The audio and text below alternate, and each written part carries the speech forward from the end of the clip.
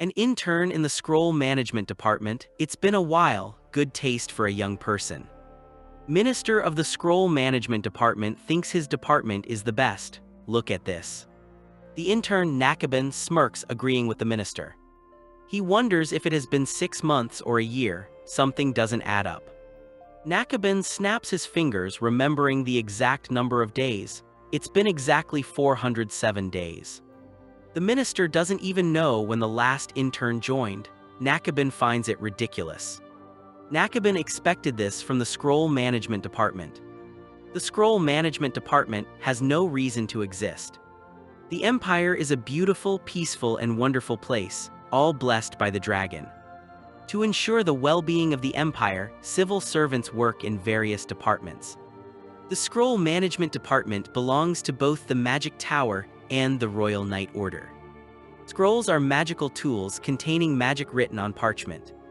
Scrolls are used in daily life or as combat aids, even by those unskilled in magic. That's the story for commoners. Crown Prince Kairo's Plywood's stance was different. He questions the scroll management department. The Crown Prince devised a plan. Send an auditor to the scroll management department, he thought. The Crown Prince decides to find a pretext to get rid of it. Nakabin Altz became an intern at the scroll management department. Group the internal situation, determine its continued existence. Fortunately, it doesn't seem too difficult, he thinks. The place is a collection of the lowest scores on the civil service exam. A useless, unpopular department, Nakabin notes. Team leader Asen shows off his scroll stacking skill. Amazing, they cry. Nakabin thinks this office play is going too far. He is crossing the line. Tax money is being wasted like this, Nakabin observes. Did you finish the task? He asks. Senior Namia looks surprised. She's been caught up in settling procedures. It's exactly as he gave it to her. Nakabin wonders what Namia has been doing all this time. Namia couldn't open it because she doesn't have scroll viewing permissions. It seems the minister hasn't processed them. Nakabin wants to see how she handles this. Namia is dismissive. He is making a so-what face, Nakabin notices. I'll prepare it for you, Namia says. Nakabin thinks the senior is assigning a task without checking permissions. Reason for existence -10 points. Nakabin thinks the process is a mess. Her name is Namiya Lopi. Is there any spare parchment left? She's worked here for over 3 years but remained the lowest-ranking member. Nakabin wonders if Namiya Lopi was the second daughter of the Lopi barony. He heard the first daughter was exceptional. Is the second one not? From now on, you should be able to view them freely, Nakabin says. Is this really the correct way to do it? Namiya wonders. Nothing seems to have changed. Nakabin is suspicious, like someone who just dug up this. It's her first time seeing magic scrolls. Why are you looking at me? Namiya wonders. She was just wondering about someone who hasn't seen magic scrolls. Senior Namiya is nervous. Nakabin wonders if Namiya is already trying to deceive him. Team leader Asen approaches, asking if he can help. Was it that she was having the most fun playing around earlier? He wonders if that was some subtle sexual harassment. Namiya's eyes are so vacant, he can't tell what she's thinking. Nakabin wonders if she needs something. How many defense scrolls do we have left? 6 sheets in total. Team leader Asen asks why he needs the defense scrolls. Didn't he tell him? Tomorrow is Countess Torres's funeral. His Highness the Crown Prince will also be attending.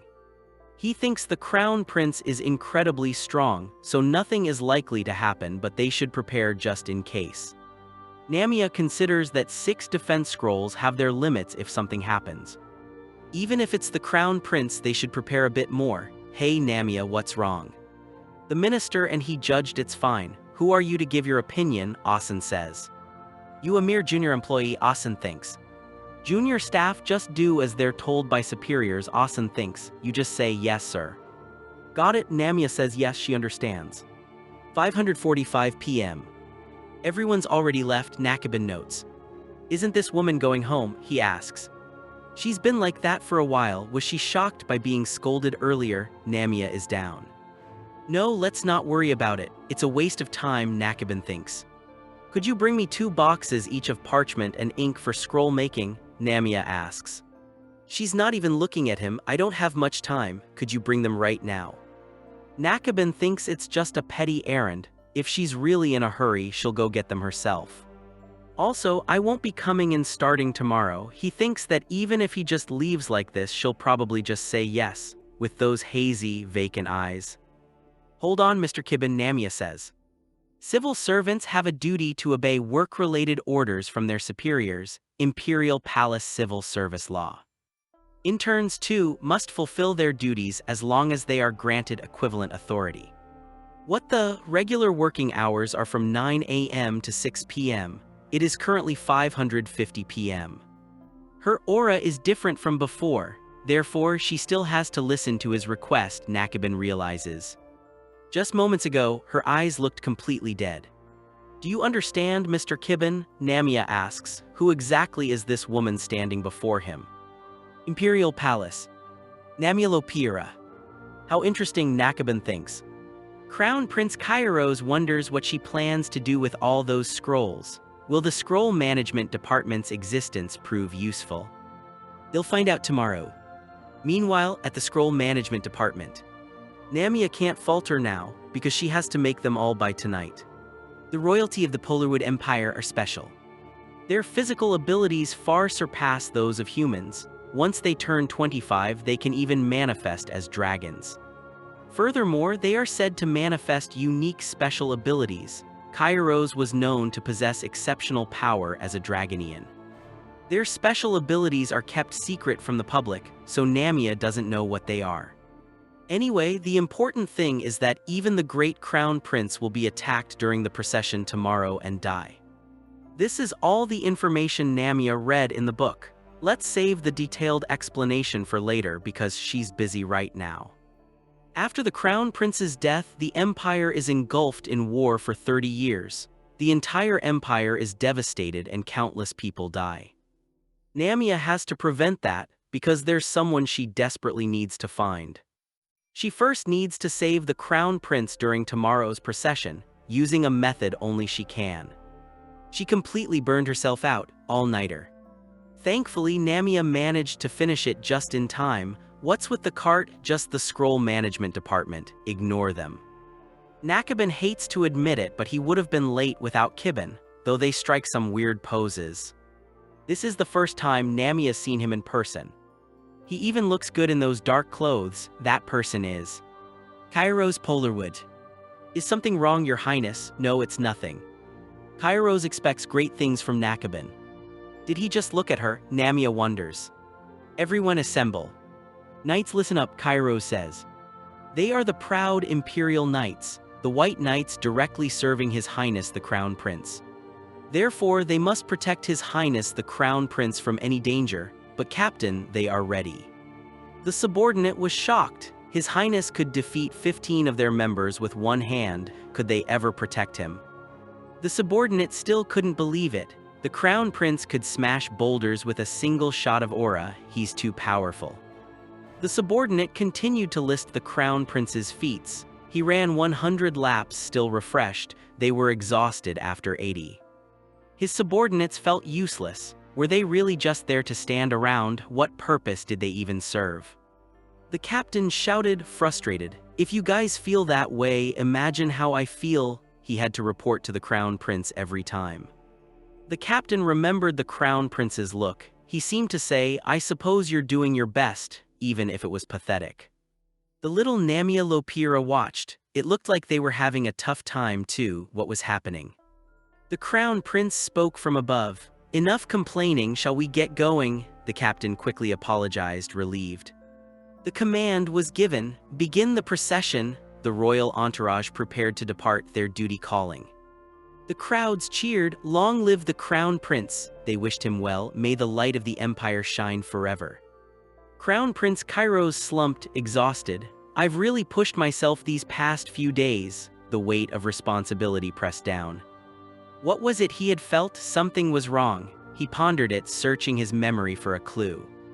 His aide spoke of Namiya Lopira. She had saved him, but 6 defense scrolls couldn't have been enough. The Crown Prince dismissed any danger to himself. There's no way a draconian like me could be in danger.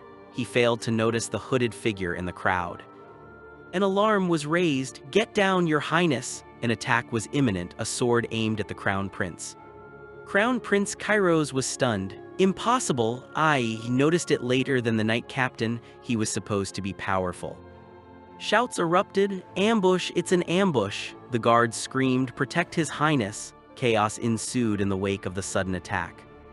"Get out of the arcade quickly, Your Highness!" The Crown Prince was shoved aside, the carriage offering little protection. Crown Prince Kairos felt something was wrong. "What is happening? I can't feel anything." Panic began to set in. He couldn't sense anything, neither aura nor mana. "I can't sense anything at all. What could this be?" Chains coiled around a heart. The image was dark and ominous. This was no ordinary attack. Crown Prince Kairos denied the possibility. "That can't be right. The dark period only comes once in a lifetime." He had already experienced it as a child. Arrows rained down. "Crown Prince!" The scene was a blur of motion and danger. Escape was paramount. A voice cried out, "Activate!" Desperation filled the air as they struggled to survive. Hope remained, but it was fading fast. The Crown Prince was relieved. "I'm glad I wasn't too late." He survived the initial attack thanks to the aid. Namiya Lopira reached out to the Crown Prince. "Are you unhurt, Your Highness?" She was a picture of concern and relief. Crown Prince Kairos was surprised. "Namiya Lopira," he studied her face, trying to understand her actions. The Knight Captain shouted, "The attacker is over there." The pursuit began, every second crucial. The Knight commanded, "Two remain here, the rest follow me." The chase was on, leaving no room for error. The culprit would not escape. The Crown Prince reflected on Namiya. She must be the most bewildered by this situation. Yet she appeared calm, a true son of the Empire. The Crown Prince questioned Namiya's actions. "Did you activate all these numerous scrolls yourself?" He was skeptical. Namiya Lopira realized her mistake. Oh no, this is bad." The cost of saving the Crown Prince was high. Activating 172 scrolls would drain her mana. The Crown Prince acknowledged Namiya's sacrifice. "It was unnecessary action, but I express respect for your heart in trying to save royalty." He offered gratitude, though tinged with disapproval. The Crown Prince offered a reward. "If there is anything you wish for as a reward, what could she possibly want?" Crown Prince Kairos caught Namiya Lopira. "Namiya Rofi," he was both alarmed and intrigued by her collapse. Crown Prince Kairos realized she fainted. "Did she faint?" He seemed concerned, unsure of what to do next. Crown Prince Kairos carried her. He mumbled in his sleep something about meat. He could eat more. Namiya Rofi was in a blissful state. "This is heaven itself." The fluffy pillow, soft blanket, and IV fluid were pure comfort. Namiya Rofi felt the healing. "I can feel the IV fluid circulating through my veins." Imperial Palace IV fluid could even revive the dead. It's no joke. The doctor spoke. "You look quite comfortable." He observed Namiya, curious about her condition. The doctor introduced himself, Medical Health Department member Luca Class. He was there to care for Namiya. "Are you feeling a bit better?" Luca advised rest. "Having used that much mana, isn't it better to sleep more? Resting well is the best for fatigue recovery." He seemed genuinely concerned. Luca criticized her health. "I checked, and your nutritional status is also a mess. What on earth do you usually eat?" he demanded. "You need to get proper nutrients." Namiya Rofi muttered his name in reply. Namiya protested Luca's nagging. "Be quiet, stop nagging." She thought, "I'm not a kid." Luca retorted, "What nagging? My diagnosis as a doctor is." Luca calmed himself. "Calm down, calm down, calm down." He repeated, "The opponent is a patient, the opponent is a patient." He reminded himself of her IV fluid. Luca was annoyed. "His Highness the Crown Prince," he thought. "That's also correct, but it's me. I was the one who prescribed the IV fluid." He wanted credit. Luca was exasperated. Right, is that all? Why have you been like that since the old days?" He was frustrated by her nonchalant attitude. Luca reminisced about their rivalry. "I acknowledged you as a rival since our academy days, but you..." Namiya Rofi wondered what ancient history he was talking about. Namia remembered, Luca and I were classmates during our Imperial Academy days. She was first at the Academy entrance exam and Luca was second. And since then, he called me a rival and followed me around. Luca was always trying to compete with her. He always asked what she got on math tests. Namiya Rofi reflected, though the only day I was first was just that one day, the memory was bittersweet. Luca spoke of Namiya's family. Your family is still the same. He meant her father. What do you mean? She wondered. Luca asked about her eating habits. You only eat one meal a day, right? He seemed concerned about her well-being. Luca was scolding her. Your salary isn't small, so malnutrition is ridiculous. He didn't care that she was in the scroll management department. Another figure said, anyway, recently Baron Rofi has been borrowing money from this person and that person. He added, it's obvious the Baron started another pointless business. Namiya was shocked. Debt, she exclaimed, that human is still doing that these days. Luca cautioned her not to move. Namiya Rofi was stressed. I'm going crazy. She was suffering because of her father. Namiya tried to calm down. She needed information from the Baron. What could be done about the past? Luca was relieved. Still, it's a relief he didn't touch the extra allowance. Namiya Rofi wondered if he was living off his overtime pay. Luca began, anyway, I know I don't know all your circumstances and shouldn't speak easily, but he seemed hesitant yet determined to help. Luca was blunt. How about cutting ties with Baron Rofi now? He hoped it would ease her burden.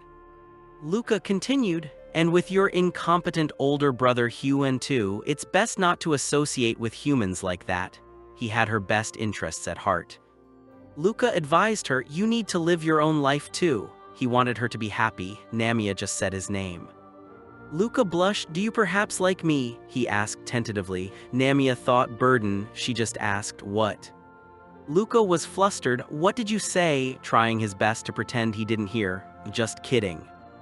Luca was serious. There are things you can say and things you can't. He hated that she was tied down by her family. Namiya Rofi gave a perfunctory sorry. Ah, the IV is finished.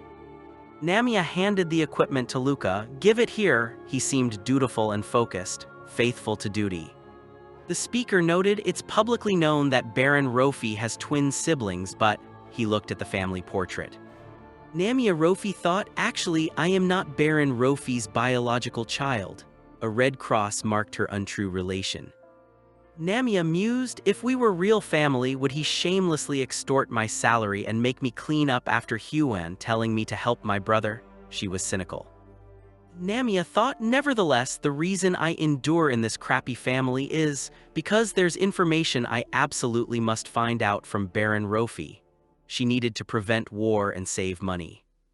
Namiya wanted to find her father, and I will definitely find my dad. She had a goal.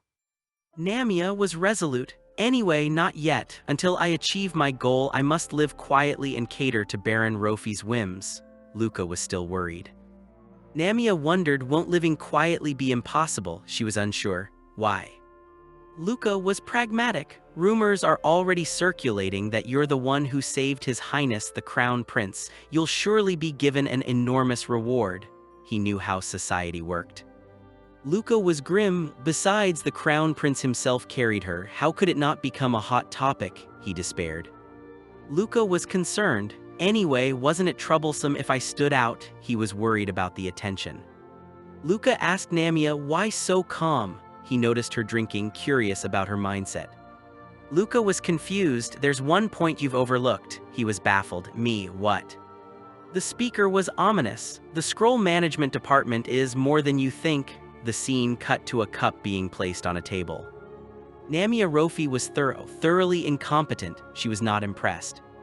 The Crown Prince narrated, the one who attacked me committed suicide as soon as he was caught by the Royal Guard. It was clearly a group they had been chasing for some time, yet they couldn't find out anything. He was concerned. More than that, the timing of the attack is concerning. The Crown Prince continued, it was too perfect to be a coincidence. Did those guys know the second Dark Age was coming for me? He was suspicious. The Crown Prince thought, but the second Dark Age is a symptom experienced only by the first emperor in Platonist history. he mused. There's no way those guys could know something even I didn't anticipate. Crown Prince Kairos wondered, am I worrying unnecessarily? He was troubled. Kairos mused, as if those guys know the future or something. His aide spoke, Your Highness. Kairos's aide, Chase Wood, apologized. Sorry to disturb you when you're busy, he had news. Chase Wood relayed news. A decision regarding Miss Namiya Rofi's treatment has been made. The Crown Prince was intrigued. Ah, right, Namiya Rofi. Since she saved the Crown Prince, she should be given a corresponding reward. Crown Prince Kairos was startled. The ministers have decided to issue a disciplinary action against Miss Namiya Rofi. He was taken aback. What? The Crown Prince processed the information. Issue a disciplinary action? He was incredulous. The aide confirmed the news. I heard that the ministers will be imposing disciplinary action against Ms. Namiya Lopira. The Crown Prince was shocked. What? The aide was confused. Discipline what for? He didn't understand the reasoning. The Crown Prince knew, for arbitrarily increasing the quantity of defense scrolls beyond the reported amount. He frowned, knowing the truth. Crown Prince Kairos was furious. Is that quantity more important than my life? Chase Wood interrupted. The Crown Prince thought their nature led them to prioritize formality over results. The aide explained, No, the minister and I both thought it was fine, so we told her to do it. The Crown Prince was enraged. Who do you think you are to voice an opinion? The speaker belittled the aide. You're just a low-ranking employee. He was dismissed. Kairos considered, it doesn't seem like that's the only reason. He was suspicious. Chase Wood reported, Our imperial family believes it would be best to bestow a commendation according to precedent. The Crown Prince already planned commendation and further investigation. The speaker sent a message. I've sent a letter to the Tower Master about this matter, so it will become clear once we receive a reply. He awaited their response. Chase Wood was startled. That Tower Master, he exclaimed. He wouldn't be interested in imperial matters anyway. He was skeptical. Okay, I'm ready to write the manhwa retelling based on your instructions. Here's the text. That place, the Magic Tower, governs all things magic. Only the most powerful enter, dedicating themselves to research, yet they remain aloof from the imperial family's affairs. The Tower Master, especially, a man detached from worldly and imperial concerns. His wisdom is still sought, though. Even the Emperor values his opinion. But seeking the Magic Tower's opinion is still crucial. Public affairs departments are largely imperial family controlled. The Golden Dragon emblem watches. Ministries of Justice, Finance, Health and Welfare, and Education. The Scroll Management Department is unique, linked to both the Magic Tower and the Imperial family. The Scroll Management Department, a nexus of magic and state. Its secrets are guarded, its influence subtle yet vast. Prince Kairos infiltrated Kibin for authorization. It's the only place the Imperial family's access is restricted. There was also the aspect of gratitude. That access, even with his subterfuge, is gone now. Kibin Alt's resignation shattered everything. Frustration bites deep. Since there's still some time, Kairos mused, should I read some documents from the Scroll Management Department? Opportunity beckoned briefly. A red warning blared. Permission denied. Kibin Alt's resigned on October 20th. It was Namiya Lopi who processed it. Oh, and I won't be coming in from tomorrow. Kibin had said it so casually to Namiya, he knew it was the end. Kairos stared, stunned. She already processed the resignation. Betrayal stung more than he expected. I thought she'd drag her feet, he thought, seething. She made all those scrolls overnight and even processed the resignation. Unbelievable. Since there's a proper employee in the Scroll Management Department, it's not entirely useless. Kibin's words echoed, laced with faint praise. Excuse me, Your Highness. An attendant's hesitant voice broke the Crown Prince's brooding, news no doubt unwelcome. If you wish to reward Ms. Namiya, isn't it possible even without the Tower Master's opinion? Doing work in the midst of all this, I should hear the Magic Tower's opinion. If I'm to properly reward Namiya Lopi, that's it, the Crown Prince resolved, a plan forming in his mind. Kairos' attendant hoped for a helpful reply from the Tower Master. He knew the intricacies involved, the delicate balance. A close-up of the attendant's face conveys an unusual expression on his face. "What's with that unpleasant expression?" the Crown Prince asks. "Ah, nothing at all," the attendant responded quickly. Was Kairos really smiling? It was a rare sight indeed. "You're the first woman to try and save me," Kairos said softly to Namia. "This is surely the premonition of love," the attendant thought. "It's a common trope in romance novels," the attendant mused, caught up in his own thoughts. The Crown Prince saved. "Chase, I think you're misunderstanding something. It's not like that," the Crown Prince clarified. "Of course, Tilda, I understand everything, Your Highness." "So you want to keep your relationship a secret?" Chase exclaimed with mock understanding. "You didn't understand at all," Kairos sighs internally. "She's good at her job, but sometimes she's so clueless." Knock knock. "Come in." Kairos awaits his next distraction. "Your Highness, the Crown Prince, I came to report to you when Ms. Namia Lopi woke up." An attendant appeared, slightly flustered. "Ms. Namia regained consciousness a little while ago.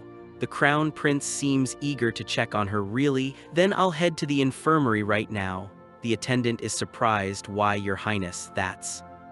Ms. Namia, as soon as she came to, reported to the office. A wave of confusion washes over the two men. "Huh? Is that woman a dragon?" the attendant questioned. "What stamina?" he thinks to himself. "Scroll Management Department, did you hear? She apparently made 172 defense scrolls." Whispers spread like wildfire.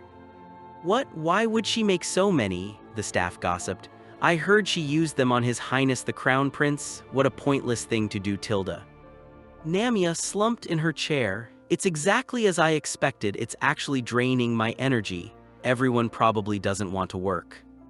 "I told you to take a day off." A vacation seems like a distant dream to Namia. "But if you don't use your vacation days, they get converted to cash at the end of the year." "That's right, I can't waste my precious vacation days." Namia clenched her fist. "Wait for me, vacation day." "Haha, I heard she was injured, but she's already at work. Did she skip breakfast again today? So noisy." Namia contemplates her future. "Anyway, how should I get closer to the Crown Prince? I need to approach Crown Prince Kairos. The reason I'm caught up in these thoughts is because I know about the future." Namia is burdened by her knowledge. "One day, like any other, a sudden headache struck and I remembered everything. The past crashed into the present. A story in a book, the source of her future knowledge, now a heavy weight. That's how I knew about the Crown Prince's assassination, which would trigger the war." Namia remembered the dark path, "but I wasn't bewildered or despairing. I was still me. And my daily life hadn't changed. On the surface, everything was normal. Of course, this is only the case if the war doesn't happen." Namia's determination hardened. She must change the future. "Now that I've prevented the Crown Prince's assassination," Namia has more to do. "I need to find out who's behind it and help Kairos so the war doesn't happen. Right now, I'm just a low-ranking civil servant. By the way, since I changed the future I read about in the book, the situation from now on will probably change quite a bit too." Namia needs to adapt. Those who are targeting the Crown Prince won't just give up like this. Surely they will continue to target the Imperial family and the Crown Prince. Trouble is brewing, Namia knew it. "If it's the Crown Prince, wouldn't he call me to give me a commendation, even if just superficially?" Namia seeks an opportunity. "I could get a little closer then." "Hey Namia," her superior's voice boomed. "Another day, another problem." Namia focused. "Subordinate employee switch on," a signal that says I'm going to grill you now. The only thing to do is... Namia plays dumb. "Is there something you need? You're asking that when you know. Do you even realize how much you've ruined the reputation of our scroll management department? The number of scrolls written in the report is different from the actual number," Asen yelled. "How did this happen? I clearly said 6 would be enough." "How could you use so many scrolls without permission? Huh," he continued. "The Crown Prince was safe even without scrolls." "No, he would have died." Namia had a lot to say but decided to hold back. "If you wanted to use magic so badly in the first place, you should have gone to the magic tower," he shouted again. "Why did you come to the scroll management department?" The magic tower wouldn't have accepted a dropout like you. Asen's words cut deep, echoing past failures. Your grades in the academy were terrible too. Asen doesn't seem to stop the reprimands. Wasn't our department about the only place you could get in? If your grades were good, you would have gone to the magic tower, didn't you? Asen asked smugly. No. Whether my grades were high or low, I would have come to the scroll management department. Namia knew it because I liked making scrolls. Anyway, this whole thing is entirely your fault, Namia, Asen stated. I bet they'll tell me to write a letter of apology. Namia anticipated her boss's request. Write a letter of apology, Asen yelled again. Hey Namia, why don't you answer me? Are you even listening to me? Just as I thought, Namia mused. Understood, Namia said. Not understood, but I'm sorry, her boss retorted. I'm sorry, Namia apologized. A lot has already happened, keep it short. I apologize, I will submit the letter of apology by the end of today. Namia grits her teeth. Now, are you sighing? It seems you no longer give any consideration to what your superior says. Asen yelled, enraged, get out of here right now. He was on the verge of exploding.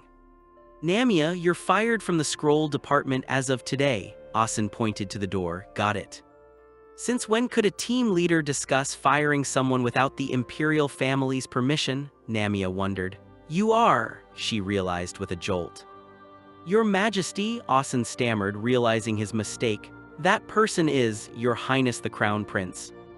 Where is the Minister of the Scroll Management Department? Kairos asked, his eyes blazing. Asen knew he'd messed up badly. That is, Asen panicked. I will go and bring the minister. He rushed to find a scapegoat. Namia spoke softly. I came to see my benefactor, but it's quite noisy. The Crown Prince arrived at the worst possible moment. The tables have turned since last time, Ms. Namia Lopi. Kairo's words hung in the air, a subtle threat. The encounter was tense. Oh my, isn't this Your Highness the Crown Prince and Minister Chase? The director arrived, trying to smooth things over. What brings the son of the Empire to such a humble place? The director asked diplomatically. Silence followed. Team leader Asen over there dismissed a competent employee from the scroll department. Was that the director's instruction? The Crown Prince accused. I merely handled the disciplinary action. Why did the atmosphere suddenly turn like this? Namia asked in her thoughts. The air thickened with tension. In that case, Director, the Crown Prince began to speak. Do you think it's right to discipline Miss Namia, who risked herself to save me, the Crown Prince? Kairos challenged, his gaze intense. He didn't shout nor make any threatening gestures, but every single word feels threatening. The presence of a dragonkin felt directly on the skin. The aura of power was palpable. It wasn't my intention, Chase tried to interject. Kairos cuts him off. Chase. Looking into it, the management of the department is a mess, Kairos stated with authority. A storm was coming. Attendance is one thing, but team leader Asen embezzling the department's operating funds separately, and the director, knowing this, condoned it and even took a portion. The Crown Prince had discovered the truth. How did you? She knew that far. I thought he had absolutely no interest in our department. Namia was always one step ahead. Low-level civil servant secret skill, keep one ear open while working. As Crown Prince, I can no longer overlook such behavior. Kairo's decision was final. Change was imminent.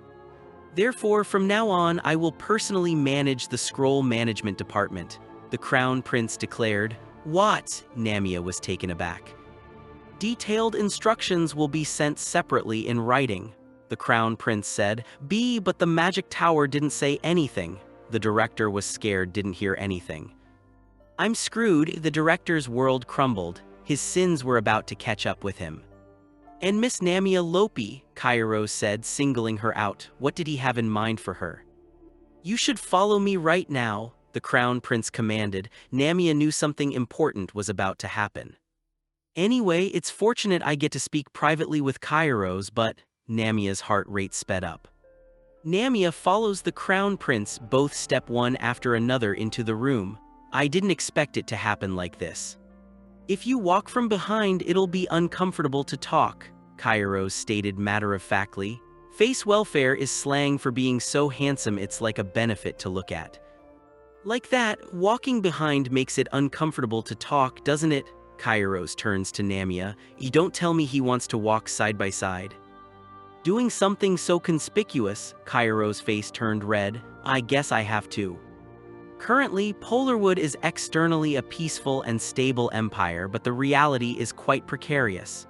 The true situation was hidden from the public. The emperor is ill and has left the capital for recuperation. It was unknown, classified matter. Darkness lurked in the shadows. Furthermore, his stepmother, the current Empress, is a former mercenary who has built walls against politics. A formidable woman, unreadable. Their son, Prince Jaden, has just turned 8. The succession was a potential flashpoint. It means that the crown prince's shoulders bear that much weight. Diplomacy, assassination threat, second dark phase, politics, useless family weighed him down. Namiya stared at the crown prince and thought, still don't know what he's thinking. Poor thing, Namiya's imagination ran wild, seeing the weight on his shoulders. Perhaps because of that, Kairos tends to pursue practicality. Kairos is a rare perfect man with no fiancé or scandals with the opposite sex. Namiya thought silently, which means right now a plan began to form in her mind. Namiya attracted enormous attention. His Highness is walking alone with a young woman. Oh my, judging by the brooch, she's a civil servant. Rumors will be all over by tomorrow. Namiya turns to the crown prince and thinks, what on earth did he call me for, just to work? His intentions remained a mystery. Come to think of it, I heard an intern came to the scroll management department. The prince seemed bored. Ah yes, there was, though they quit after just one day. Namiya wondered what kind of person would quit so fast. I won't be coming in from tomorrow, the former intern stated flatly. Namiya was sure it was amusing. Sure, it was amusing. The man had a bored look on his face. No, I just felt sorry, the prince frowned. Sorry, his red eyes narrowed. Yes, actually, it was the first time I had a junior. I didn't expect that. Namiya's eyes were wide with surprise. She touched her lip thoughtfully. That they'd run away after just 2 work instructions. The prince seemed to be in disbelief. How incompetent could someone be? He gripped his pen tightly. First, I asked them to sort the scrolls, but they just sat there blankly, saying they didn't have the authority. Namiya was listening intently. Didn't the director grant it? The man shrugged. Yes, but it seems it wasn't processed. He didn't even do the requested work during work hours and said he'd leave work first. Namiya's expression was unreadable. This intern sounded like a handful. Didn't that intern have some circumstances too? Namiya tilted her head. The prince scoffed. I know the imperial internship only selects outstanding talents from foreign countries. He would not be that incompetent. Ah, right, he was a foreigner. Oh dear, it seems like I just badmouthed him without knowing the circumstances. Namiya was suddenly feeling sorry for the intern. Besides, it's not something to ramble on about in front of a superior. Maybe she could praise him a little at least. Come to think of it, his face was quite neat and handsome. Maybe she had been too quick to judge. He looked well-built and tall too. The prince's eyes widened slightly. This is big trouble. He deliberately transformed into an ordinary face to avoid attention. The prince was sweating. Don't tell me she fell for me or something. Had he talked too much about external appearances, Namiya was deep in thought. That intern, perhaps he's more handsome than me. The man ran into the room, shouting, Your Highness. He was out of breath. Oh my, this subtle atmosphere is... The man trailed off, sensing the tension in the room. Namiya and the prince looked at him questioningly. What was going on? Don't tell me, were you about to propose marriage? The man was shocked. The prince was annoyed. How many times do I have to say it's not like that? Namiya blinked. Proposal. More importantly, what is it? The man averted his gaze. Well, he seemed nervous. Don't mind Miss Namiya and speak. The man had something important to say. Don't stand out and stay quiet, is that it? Namiya wondered. She tried to lower her presence, remembering the low-level civil servant secret technique. Well, as your highness mentioned, there was someone within the imperial palace communicating with the mastermind we were chasing. Namiya's eyes widened. he found them already. So, how should they be dealt with? The prince was asking for her opinion. What was she supposed to say? What are you asking? Obviously, put them under surveillance. Frustrating. It would be best to catch them immediately and execute them, the prince stated coldly. Namia was surprised. Things were going well, why suddenly like this? She couldn't let him kill them. Are you planning to let go of the clue we finally caught? Hold on, Your Highness, the collaborator must be kept alive, Namia insisted. She had to protect them no matter the cost. No, such a dangerous person cannot simply be left within the imperial palace, the prince countered, his eyes narrowed. He was resolute. But it's an interesting argument. What is your reason for saying so? The prince wanted to know her reasoning. Namia hesitated. A procession accompanied by the imperial guard. Those audacious individuals who targeted Your Highness in broad daylight in front of many people, it's unlikely that they would give up after just one failure. Namia spoke with conviction. She was determined to protect the prince. The assassins will seek another opportunity and exchange information again. Therefore, monitoring the collaborator and capturing them at the decisive moment is, Namia explained her plan. She was confident in her strategy. The prince stared at Namia, his eyes filled with fervor. Those eyes again, filled with fervor as if suddenly changed. Namia's eyes glowed with determination. Miss Namia's opinion has been well heard. Namia had surprised everyone. Oops, I interfered without realizing it. She had interrupted the crown prince and even refuted his opinion. This was undoubtedly. Please just don't fire me, Namia pleaded internally. The prince smirked. Good, you pass. He was amused by her reaction.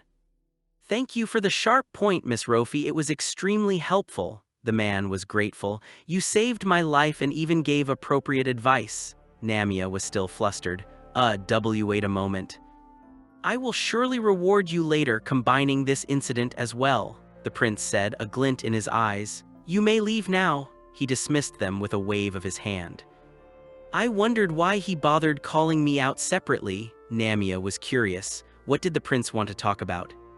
This guy wasn't just a dragon, he was a snake, the prince thought to himself. He knew how to show off some tricks. He deliberately leaked the story in front of me to observe my reaction. She's a smarter young lady than she looks, the prince was impressed by Namia. First, we can keep the scroll management division in hand and find out gradually later. The problem is the Dark Age. How did the second Dark Age come? The prince wondered. We were attacked in the first Dark Age and now the second. How can such a coincidence happen? He was suspicious. Poison, the dagger was poisoned, people shouted in panic. Get a doctor, someone was injured. That's not the only mystery, Namia Lopi. She saved me as if she knew that the Dark Age would come for me. Then there may be a connection between Namia Lopi and those guys, the prince suspected. She gained my trust, stayed close to me. Namia held a dagger to the prince's neck. She gained his trust, but was it all a lie? Phew, the man sighed in relief. Your Highness, are you feeling unwell? He was concerned for the prince. It is not something that can be resolved right away, the prince thought to himself. If there is anything suspicious, I'll just keep her close and observe. Your Highness, are you listening to me? At least I can still transform even during the Dark Age. Chase, contact the Crow. I need information on Namia Lopi and the Baron Lopi family. The man was shocked. What? The Crows, they were the Crown Prince's personal intelligence network. They were shrouded in mystery and power. They exist everywhere, spread out across all regions, and whatever information their master needs, they'll fetch it no matter what it is. They were relentless and efficient. And now he's ordering even the Crows to dig into Miss Namia, the man realized. The same man who never cared about any woman, who said he didn't even need a fiancé. Your Highness, will you dance with me at the next ball? Several people swarmed the prince. What's your ideal type? Just 3 minutes for tea time, please. The prince held up a hand in refusal. I didn't know His Highness would be this serious about Miss Namia Tilda. The man was surprised. He had never seen the prince act this way before.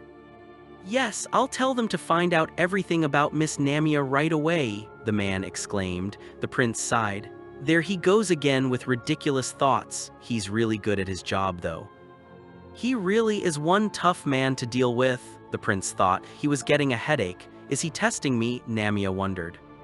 He's also someone who properly acknowledged me. The prince continued to ponder Namia's place in his life. For a long time, I used to get scolded for doing unnecessary things. Namia remembered being criticized. She looked down sadly. And I spent my whole life sacrificing for others. Namia thought of her family. They never appreciated her efforts.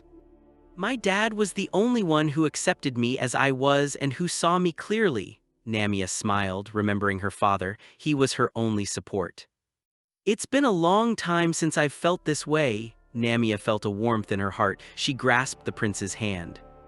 Hey, Namia, her twin brother grabbed her arm roughly. Namia was startled. Huan, Namia looked at her brother in surprise. The eldest son of the Lopi family, a member of the Ministry of Finance, Huan Lopi. You haven't come home for 2 days, what the hell are you doing? Huh, Huan was furious. He grabbed her arm tightly. Let go of this and talk to me, Namia tried to pull away. Do you know how long I've been looking for you? I heard you were with His Highness, so I searched around the area and finally found you. Huan was exasperated. Namia thought my headache, my twin brother on paper, Huan. And the first thing out of your mouth is let go of this? Huan was incredulous. Is that any way to talk to your one and only big brother? He was clearly upset. It's not like you came all the way here because you were genuinely worried about me. Namia was skeptical. She doubted his concern was genuine. Fine, I've got paperwork I need to submit by tomorrow anyway, okay? Huan stammered. He averted his gaze. Wait a minute, what was that document again, Tilda? Huan has been entrusting me with his work like this for a long time. Namia observed her brother. You punk, how do you goof off all the time and still get perfect grades? Huan grinned. I've got my ways, Tilda. He's been relying on me for all his grades since his days at the academy. Namia was frustrated. There's no way he'd know how to do anything even though he went into the Ministry of Finance. Huan was asleep on a pile of documents.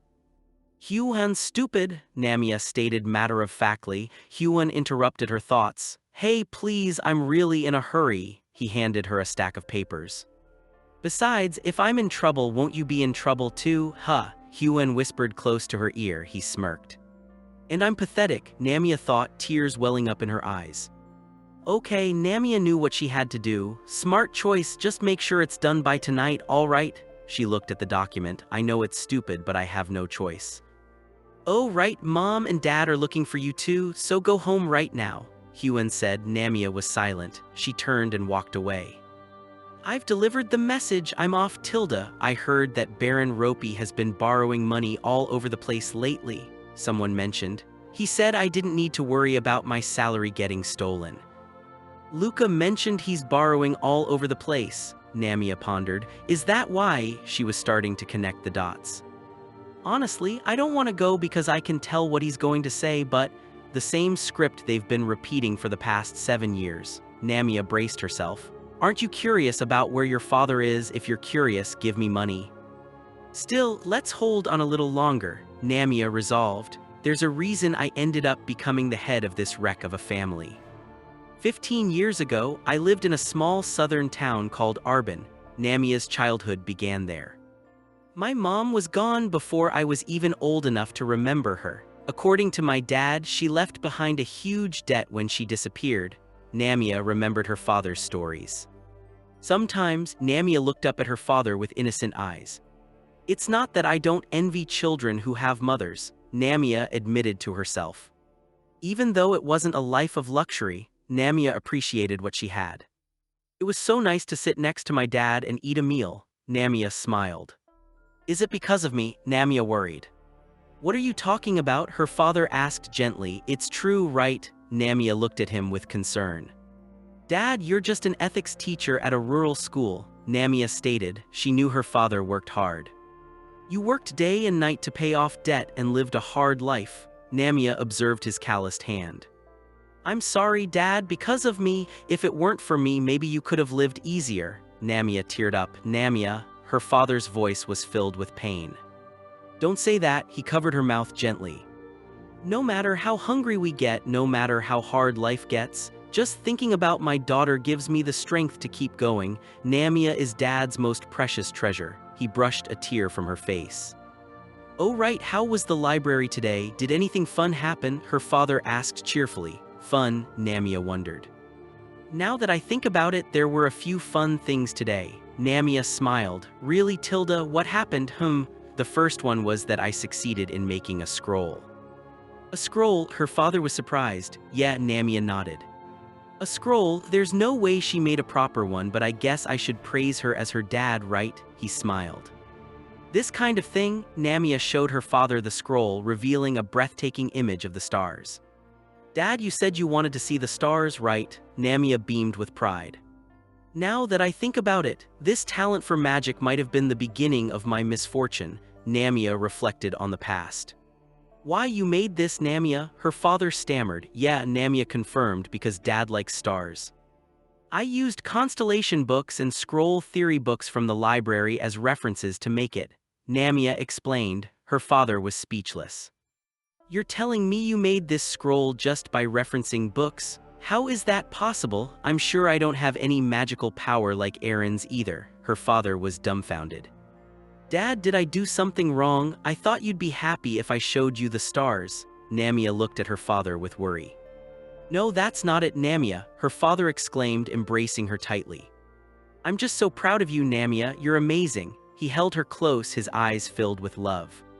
Oh, and I helped someone too, Namia added. Helped someone? Her father wondered. When I went to the library, I saw a boy in the back garden, Namia recalled. And he was about to get stabbed, so I used the scroll to block it. Dad's imagination ran wild. Namia, he imagined the scene vividly. Oh my gosh, are you hurt? If there was danger, you should have called for an adult first. There wasn't anyone around. I used the scroll to block it so I didn't get hurt. Can you decide if you're going to worry or scold me? Pick one. He said he'd come thank me later. I think he's the son of a count. He totally looked suspicious in those clothes though. Namia, don't tell me you followed him. Dad, seriously, don't treat me like a kid. Unbelievable. Of course I didn't follow him, but I'm still suspicious.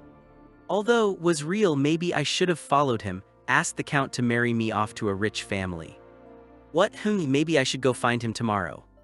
No way, why would you even think that? Because then we could pay off our debts. The boy doesn't look that great though. So tomorrow, let's go to Count Sword's mansion, Tojath Dad. Namia, you can't get married for a reason like that. Marriage is something you do with someone you love, someone our Namia truly loves. I'm sorry, I shouldn't have raised my smart, beautiful daughters like this. Dad, okay, calm down.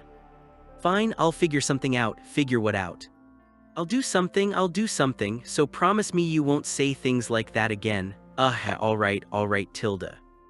After that, Dad took my hand and brought me to Baron Lofi's estate. So brother, I'm leaving Namia with you until I get back. She's a smart, kind kid. Please make sure she gets into the academy.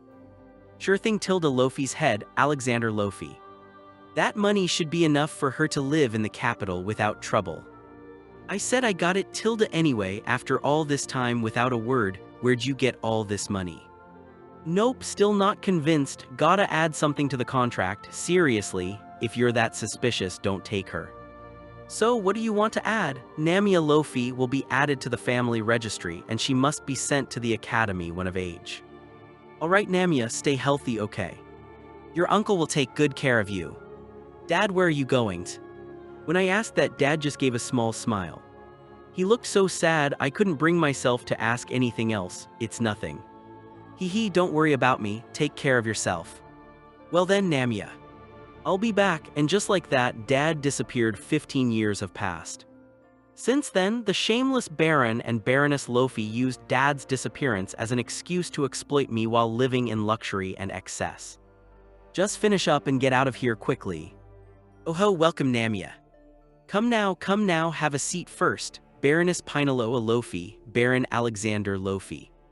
I've heard the rumors that you've been using my name to take out loans and invest, but I guess that didn't go too well, seeing as you're calling me first.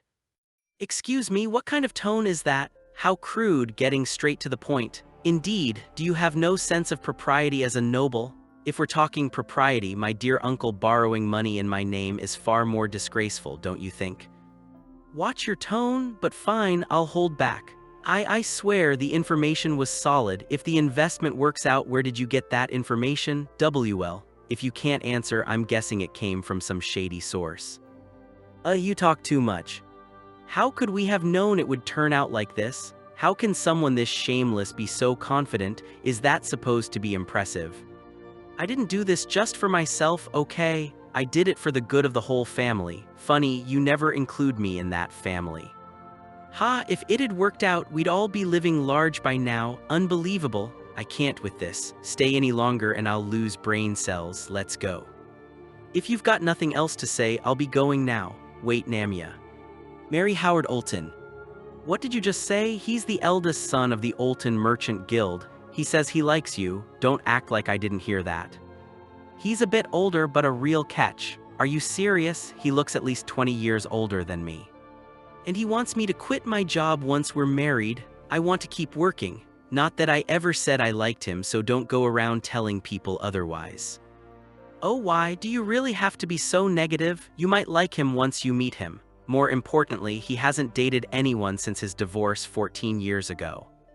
Oh right, that was because of domestic violence, wasn't it? It was all over the papers. Guess old folks call that kind of man a real catch. You'll never find better conditions than this. Then you should marry him, auntie. If that's the kind of talk this is, then I'll decline. You're the ones who racked up the debt anyway. Aren't you curious where your father went? If you're saying you'll go through with this marriage, then I'll tell you everything right now. You're marrying into a rich family, changing your fate, and with that money you can find your father like you've always wanted. Isn't that great? Oh, so you finally made up your mind. I knew it. When it comes to anything about your father, there's no way you'd refuse. With this, our family's debt is gone. I'm leaving this house. Huh. What are you talking about? Just what I said. I thought it over and I realized there's no need to keep living a life that only makes me miserable. I just found a new lifeline, a big, strong, reliable one. Anyway, I've got no more business in this hellhole. W8 Namia. I've decided I'm only going to date and marry someone I love. For starters, I'm actually really into looks. I'll be switching the account where my salary goes, so just know that, and I wasn't all that grateful for anything. Honey, and just like that, I severed all ties with Baron Rofi. Your Highness, we're a step too late. Looks like someone else beat us here. Currently an employee of the Ministry of Justice, but 10 years ago he suddenly transferred departments, citing maladjustment. He was originally part of the Scroll Management Department, apparently. The Scroll Management Department, there it is again. A suicide note, it seems. I have no way to repay my massive gambling debts. I will end things with my own hands so that the rest of my life is not more painful. I'm sorry, Mother. Don't read that stuff, just makes you feel bad, yes. How much is an Imperial Palace civil servant's salary that he gambled himself into such debt? Utterly pathetic, not even worth pitying, since still you don't have to go that far. Chase, you stay here. When the night order arrives, tell them to collect every single document and item here without fail. Where are you going, Your Highness? Where else to work? Left alone? Wait a moment, Your Highness. Please don't leave me alone, Tilda. I stormed out in a huff, but what do I do now? First, I need to find a place to live. Luxury standalone mansion for only 1.5 billion, a mansion that rivals the Imperial Palace in your hands. Huge discount, 1.5 billion. Shocking, that famous haunted house, the last house for you, the penniless. I see, all the good houses are already gone and only listings like these are left. Learned something new. You only know this kind of thing if you've lived alone before. Can't be helped. Should I use that? No way, that. Absolutely not here. There are no spare rooms either. Why not so stingy? I don't want to be called stingy over housing issues. And how can rivals live under the same roof? Ah, that's the problem. You don't even care that I'm a woman. Then does it matter if that rival dies homeless? If I die like this, you'll fall into despair without ever getting the chance to beat me, right? You'll pitifully remain second best forever. Even as a hunched-over old man, you'll miss me, the one you could never defeat, thinking, ah, if only I had found Namia a place back then. And don't you move a muscle, wait right here, I'm going to go look for a decent place right now, easy. Anyway, the housing problem is solved, but something else is supposed to happen around this time. Well, there's nothing I can do right now, so I'll think about it when it happens. It feels unpleasant, like I'm always one step behind. The more I trace the mastermind, the more all connections point to one place. Scroll Management Department. Among them, the most suspicious is Namiya Lofi. Also, those audacious individuals who targeted Your Highness in broad daylight in front of many people are unlikely to give up after just one failure. The assassins will look for another chance, exchanging information. Therefore, by monitoring the inside collaborator, we can capture them at the decisive moment. How can a mere low-ranking civil servant who shouldn't know anything speak with such conviction, unless she already knew what was going to happen? Whatever entity, she is undoubtedly connected to the incidents surrounding me. Right now, the only clue I have left is this poison. It has a slightly sour smell.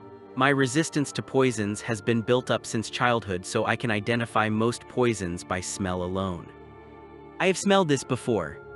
5 years ago, Count Kalto's residence. With this, 86 wins out of 86 matches. I won them all. Goodness, are you tired already? Your Highness, Kairose's escort knight Prawn. Are you really just a human? Are you only a dragonkin, Your Highness? I'm in my dark period right now, besides I'm 10 years old. And you're known even within the Knight Order for your monstrous strength. Ooh me. Waha, thank you for the compliment, Your Highness. If Your Highness eats well and swings your sword properly, you can become like me too. Ron Tilda, what are you doing to His Highness? Kairose's escort knight will. He's concerned for Kairose. Are you crazy? You can't handle His Highness's body so carelessly. Kairose brushes it off. It's fine. Will is stunned. Pardon. Kairose reassures him, father likes Prawn, so it's okay.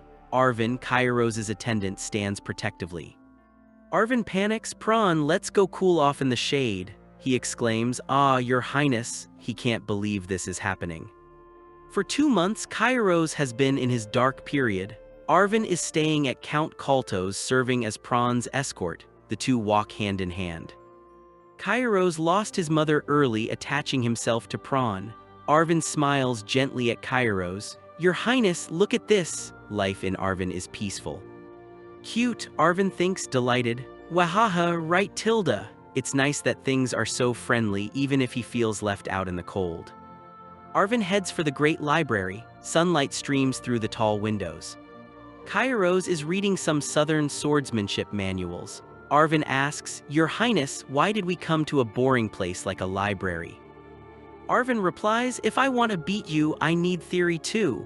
He continues, also you must be quiet in the library. Kairose retorts, a dummy like me has nothing to do in a place like this. Arvin slaps the book closed. Can't be helped, he says, let's go outside, Prawn. Arvin and Kairose face each other in a field. Arvin declares, as expected, practical application is the best for swordsmanship. Kairose attacks, Your Highness. The wooden sword flashes in the light. Arvin clutches his bleeding arm. I'm all right, he groans. More importantly, Your Highness, please escape quickly. A Ghoulan, the creature crouches, eyes glowing menacingly. Strange, a voice exclaims. There's no way a Ghoulan would appear in a village like this. Kairose winces. Of all times, he stares at Arvin's bleeding arm in horror. Arvin hears voices in the distance. Will is searching the area, so he's not here. Most importantly, Prawn's wound looks serious.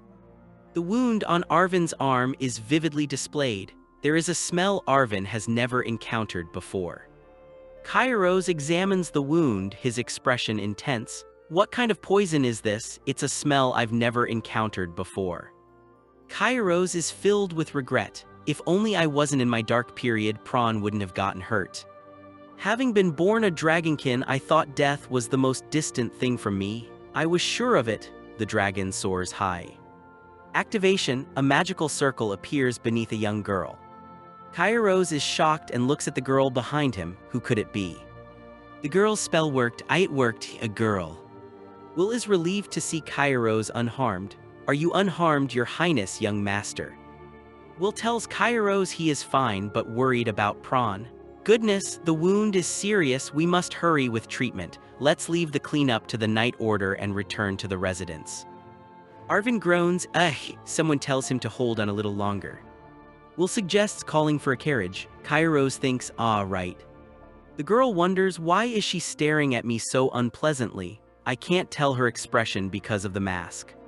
Kairos watches the girl approach, stepping closer. Is she planning to thank me before leaving? But why does she look so grim?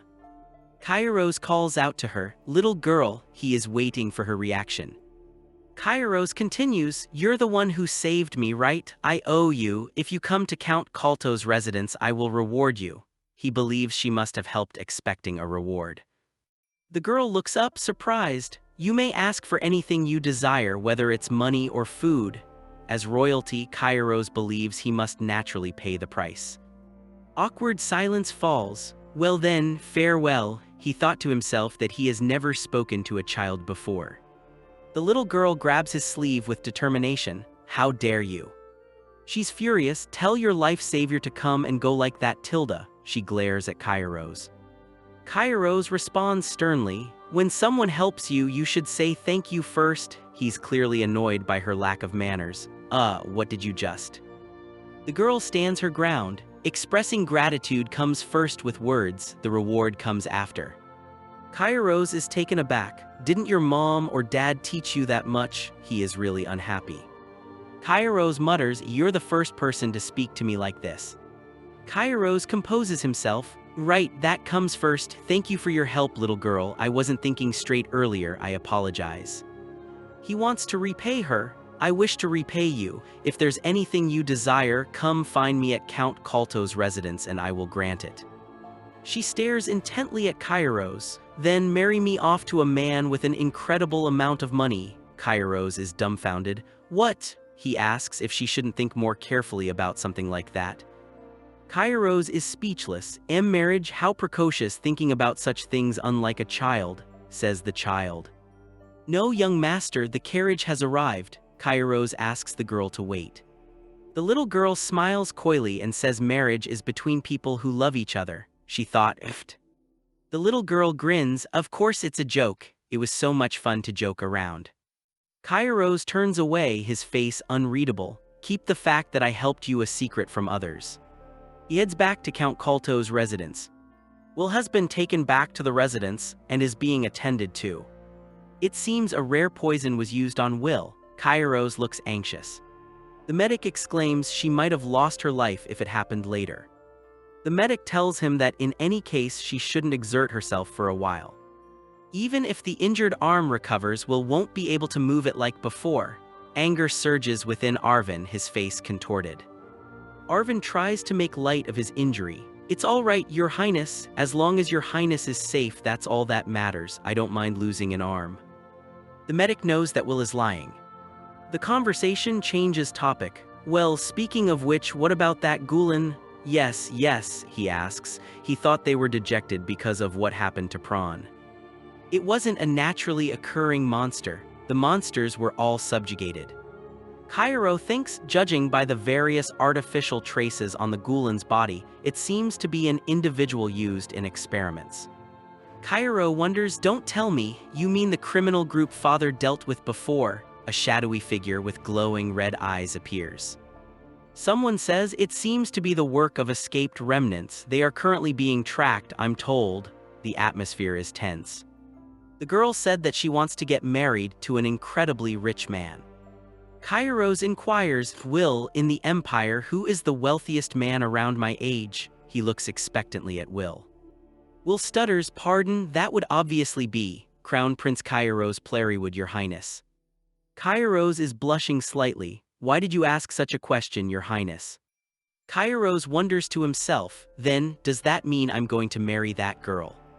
Will interjects, "Apologies, your highness, I get sleepy whenever I hear difficult talk." Kairos thinks, "It's something I always think about Prawn, but..." Kairos wonders how Will even got into the night order. A man in a sash says Prawn in his thoughts, "It's His Majesty the Emperor." Will yells out in thoughts, but His Majesty the Emperor was in the capital. The emperor smiles at Prawn and tells him that this is why he couldn't send him far away. The emperor asks if Prawn knows how shocked he was when he heard about the injuries. The emperor says to the medic for Prawn not to be hurt like this. Kairo says that they aren't alone and asks if this is really okay. Kairo said it's been a while, father. We are experiencing brief technical difficulties.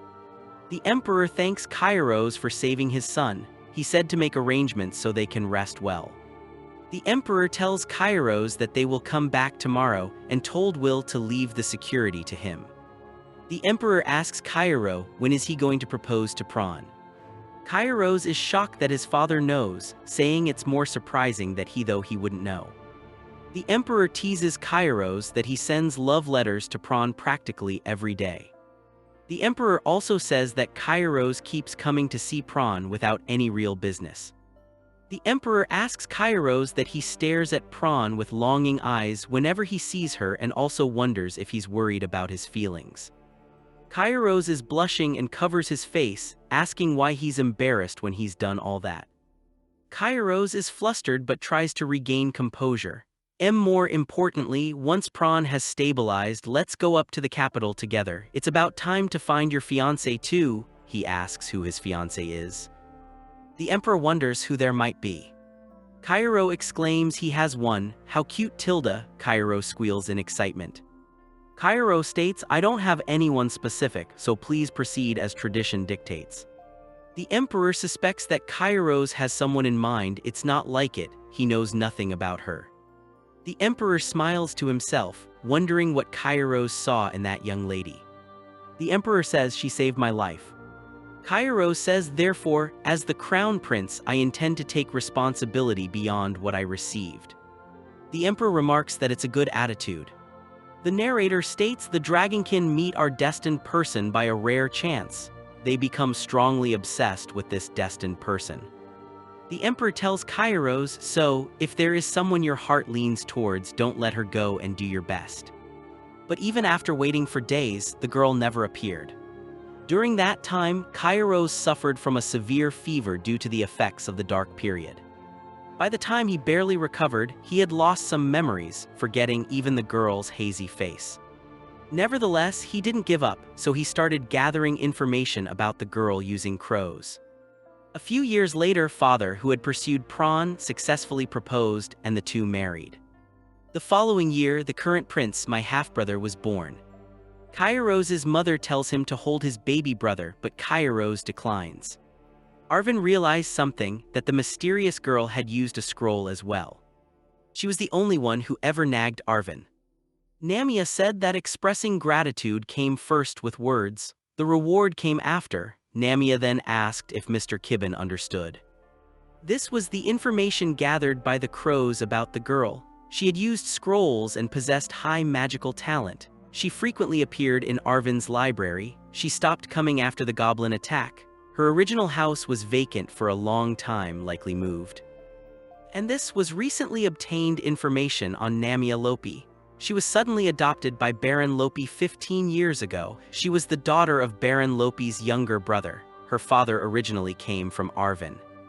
Namiya scored high on the academy entrance exam but plummeted afterwards. Also, she likes food. Namiya Lopi, who suddenly appeared around the same time the girl vanished. It's not even clear if she's friend or foe yet, and now she might be the woman he's been searching for all this time. This has got interesting for Arvin. The girl, Namiya Lopi, stood before a grand door determined to uncover her identity. I will definitely uncover your identity, Namiya Lopi. Namiya stood in the administrative support department feeling a sudden chill. Why this sudden chill? Is someone talking bad about me? Ms. Namiya Lopi, we've changed your account details, so starting from this month's salary, it will be deposited into the new account. A woman with short brown hair and a suit appeared flustered as she asked Namiya if she needed something. Do you need something from me? Yes. No. The woman stuttered that she meant about His Highness, the Crown Prince. Namiya smiled and said, no, it's nothing. Ouch, Tilda. As expected, the rumors have already spread about Namiya. The crowd was curious about the truth of the rumors. Namiya realized that there was about half jealousy and the other half curiosity. I suppose. Namia thought that she just had to ignore it. In cases like this, saying anything is just adding fuel to the fire. Namia thought to herself that we're not like that. Two girls stood there yelling that she was a liar and a deceiver. Namia knew that, putting that aside, it was strange. Around now, there should be bigger rumors circulating than the ones about me. Namia looked surprised, thinking, don't tell me it's because I twisted the original story. Namia acknowledged that it was troublesome, that it was true that Crown Prince Kairos was interested in her. Namia was going to gain more trust. I need to resolve that matter. Namia was certain she didn't know how things will develop after this. Namia felt that as she was now, there's no way to form a connection with the royal family. Big news. A man stood in the doorway looking distraught with two other men behind him. What's suddenly going on? I don't know. A man with dark hair looked horrified as he stated that it was Her Majesty, the Empress. Standing calmly in front of two shocked men, Namia heard the news. Her Majesty, the Empress, has been arrested. Finally, Namia smiled brightly. Gotta control my expression, just because the event I was waiting for happened. A chibi version of Namia covered her mouth in excitement. Namia smiled slyly, thinking that although there were some changes due to her intervention, fortunately, this incident is happening. Namia's former stepmother was brought out in cuffs. The Empress's attempted assassination of the Crown Prince incident. The Empress, bound and seemingly defeated, was labeled with Crown Prince assassination attempt incident. The Empress was identified as the mastermind of the incident. There was circumstantial evidence of the Empress purchasing poison from a black market dealer, reported by someone. A search of the Empress's room revealed numerous poisons. The Empress offered no defense whatsoever and ultimately stood trial and was executed. Namia realized that this was the future she saw in the book. The Empress isn't the real culprit, there's someone else, though I don't know why she didn't prove her innocence. Two people questioned each other. Really? Her Majesty the Empress? Strange, she doesn't seem like the type to do such a thing, but they said evidence was found. Anyway, the reason I waited for this incident is, Namia thought to herself. To solve this case and gain the Empress's trust, she envisioned herself with the Empress. Now then, I hereby appoint you as my backer, a plan that kills two birds with one stone, saving Her Majesty the Empress and gaining a reliable backer. Namia stood in the scroll management department. Namia sat at her desk working at an incredible speed again. It's only been 30 minutes since she clocked in. Is she planning to finish all morning tasks already? All done, Namia happily announces that today's work is complete, approximately 47 minutes after clocking in. Alright, since I've done a fair amount of work, maybe I'll take it easy now and sort out my thoughts. Low-ranking civil servant secret technique number 6: finish work in the morning and slack off.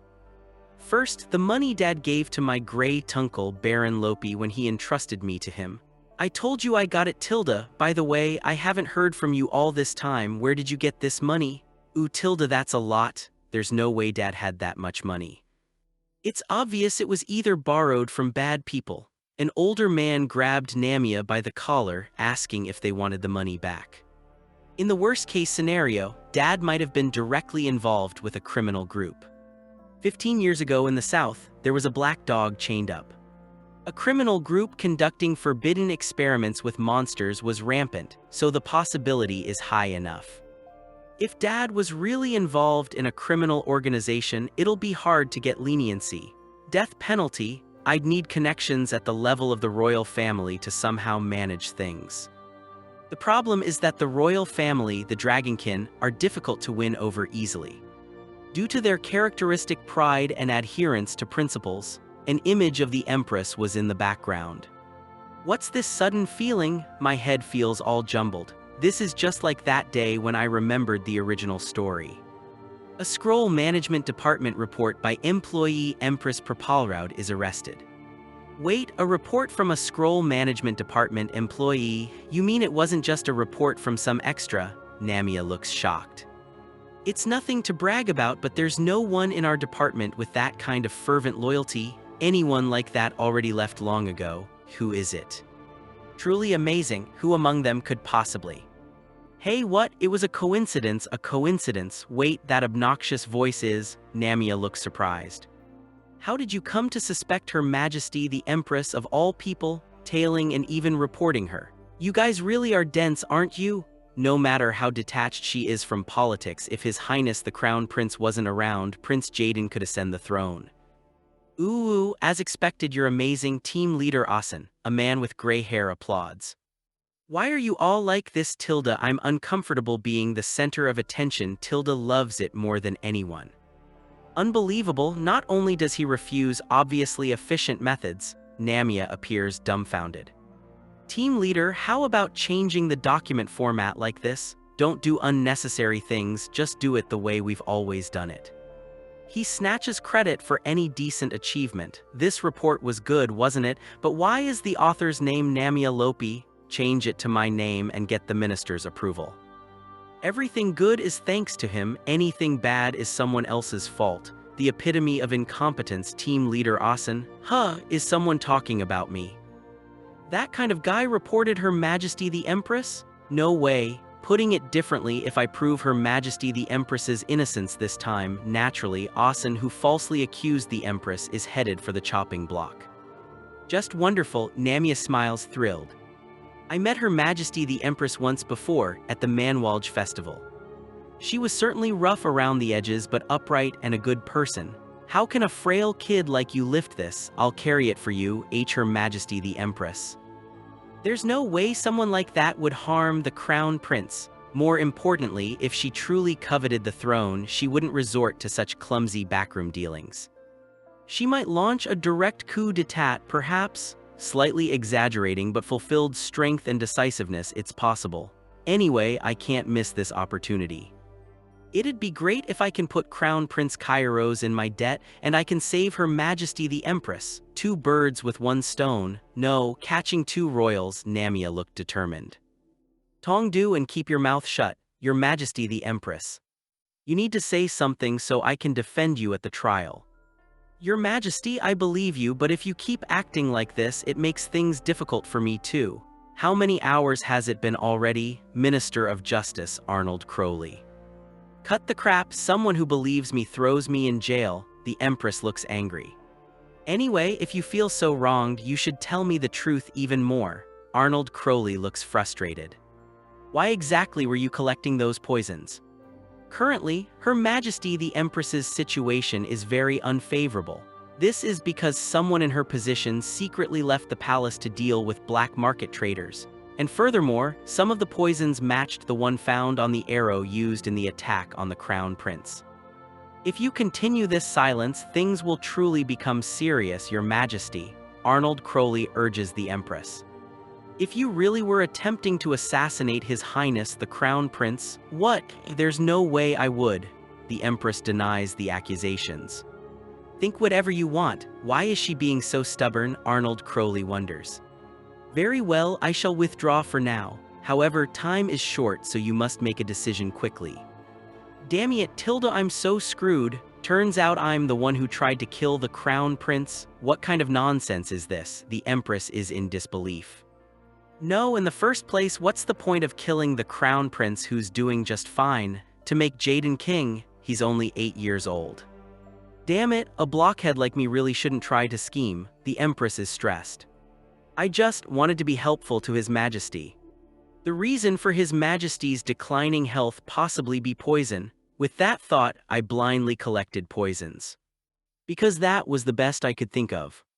I thought it might help Pedwin even a little. The Emperor looks serene.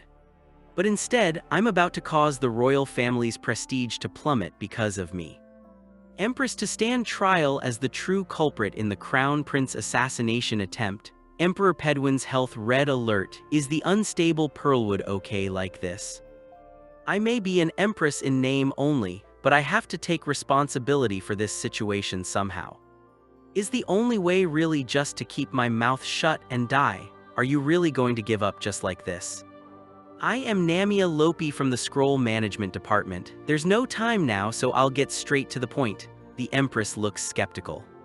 I have a plan for you to win the trial. Namia smiles confidently. Would you like to hear it?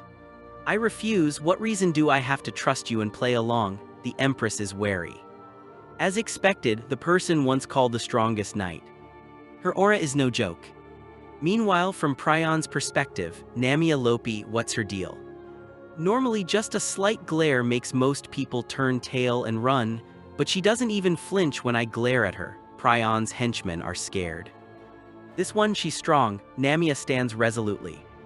However, contrary to Prion's expectation, scary, Namiya was intimidated.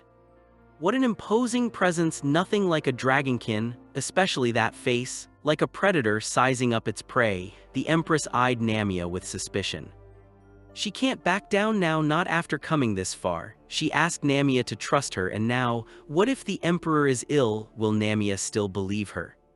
Prawn shouted, enraged. Where did she hear that? She lunged at Namiya, anger twisting her face. Namiya braced for the attack. Prawn was told that this isn't the only information Namiya possesses. If the trial begins like this, the Empress will be framed, but the woman replied that it was fine and she wouldn't say anything. Prawn thought, if I open my mouth, everything falls apart. The royal authority would be destroyed. She would rather die than let that happen. Right? Who would welcome an empress who came from the knighthood? Prawn was resigned, defeated.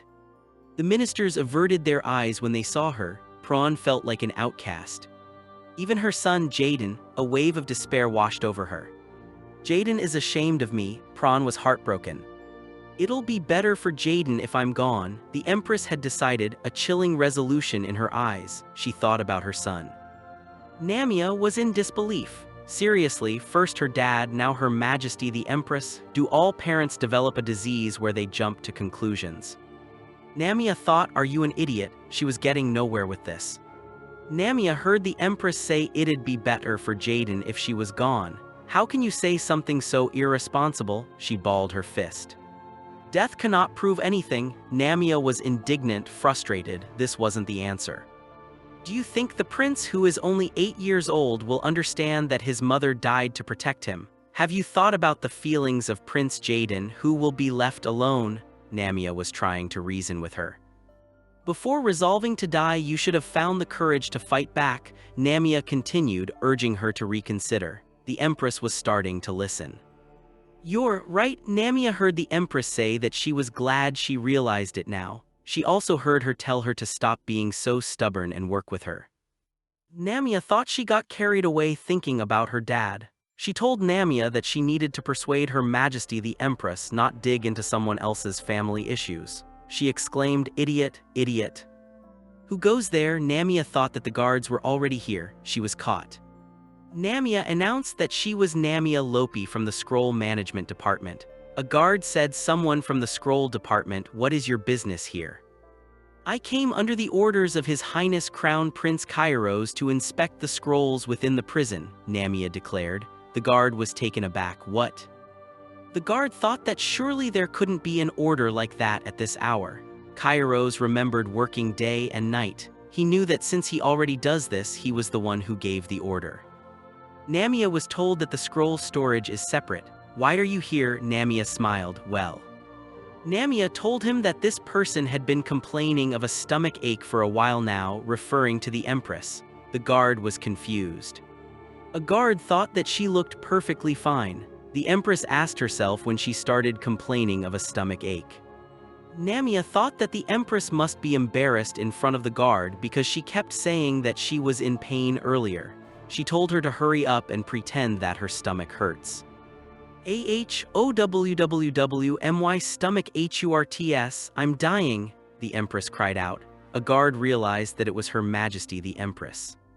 A guard was confused and asked Namiya why she was collapsing this time. Namiya had clearly planned this. Save the Empress, my stomach hurts so much I could die, the Empress wailed. Namiya said that Her Majesty the Empress seemed very unwell and to please call a physician quickly. The guard was confused and asked me, a physician? Namiya told the guard, please, my legs have gone weak, I absolutely cannot stand up. She looked pale and distressed. A guard thought that he couldn't leave his post. According to Imperial Palace civil service law, civil servants must do their utmost for the safety of the royal family. A guard considered that currently Her Majesty the Empress is confined to prison, but she wasn't stripped of her title voluntarily, so if you dilly-dally and something happens to Her Majesty the Empress's health.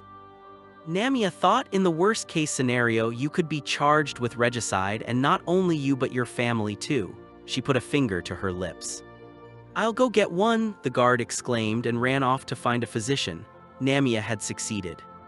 Pran thought that she bought it. She couldn't believe that worked. This plan was going smoothly so far. "Hey kid, you've got quite the silver tongue, don't you?" Pran observed. She realized Namia's acting skills were no joke either. Namia was asked what that was about imperial palace law and how she made that up. She responded that it was actually real though. Namia thought, alright fine, this might actually work. The Empress stated she liked Namia. This was the beginning of a partnership.